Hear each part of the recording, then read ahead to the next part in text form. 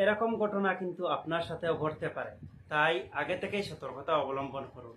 LPG cylinder কেনার সময় একটা জিনিস লক্ষ্য করলে দেখবেন, এই দেখুন সিলিন্ডারে এখানে রয়েছে যে D26, তার মানে সিলিন্ডার যখনই আপনি কিনবেন তখনই পাবেন ABCD, এই 4টা অক্ষরের মধ্যে কোনো একটা অক্ষর থাকবে, তার সাথে থাকবে 24, 25, 26 এরকম কিছু।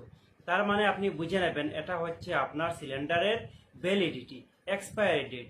তো এটা কি নির্দেশ করে, যেমন ABCD প্রত্যেকটি অক্ষর এক একটি কোয়ার্টারকে নির্দেশ করে। যেমন যদি এ থাকে তাহলে আপনি বুঝবেন আপনার ওই সিলিন্ডারের ভ্যালিডিটি থাকবে জানুয়ারি, ফেব্রুয়ারি, মার্চ, অর্থাৎ মার্চ অবধি।